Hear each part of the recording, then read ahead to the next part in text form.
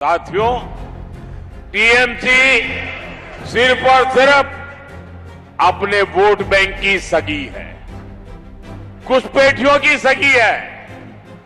बाकी किसी से इनको कोई लेना देना नहीं है। सिर्फ और सिर्फ लूट ही लूट। 15 साल में उन्होंने लूट करने में पीएचडी कर ली है।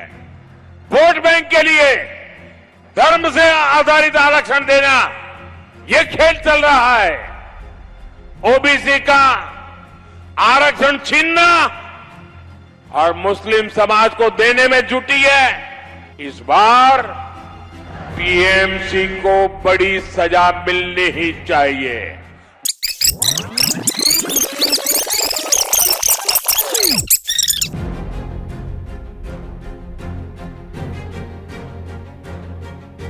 टीएमसी की निर्मम सरकार में युवाओं की भर्ती में लूट, स्कूल में टीचरों की भर्ती में लूट, बच्चों के मिड डे मील में लूट, मनरेगा के काम में लूट, गरीबों के घर के पैसों में लूट, गांव की सड़क में लूट, साइक्लोन की राहत में मिले पैसों में लूट।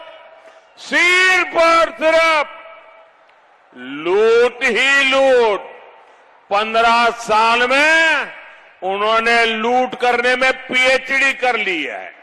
साथियों, टीएमसी बहनों बेटियों के आरक्षण को रोक रही है, जबकि संसद में कानून बना है, लेकिन अपने बैंक को धर्म के आधार पर आरक्षण देने लगी है।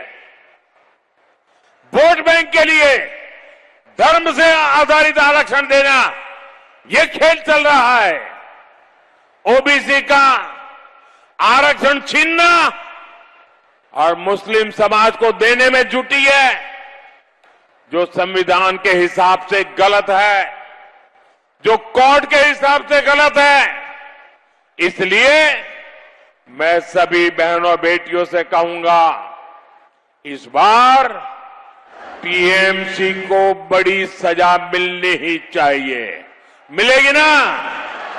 टीएमसी को सजा मिलेगी ना? साथियों, टीएमसी सिर्फ और सिर्फ अपने वोट बैंक की सगी है, घुसपैठियों की सगी है। बाकी किसी से इनको कोई लेना देना नहीं है। टीएमसी ने महिष्य समाज, तेली समाज, कुड़मी समाज, ऐसे हर छोटे मोटे समाजों की हमेशा उपेक्षा की, लेकिन अपने वोट बैंक को खुश करने के लिए ये कुछ भी कर सकते हैं।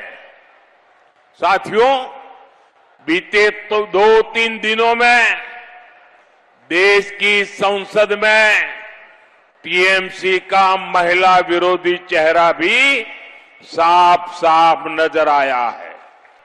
लेकिन टीएमसी ने महिलाओं को आरक्षण देने वाले कानून को पारित नहीं होने दिया, महिलाओं के सपनों का गला घोट दिया है।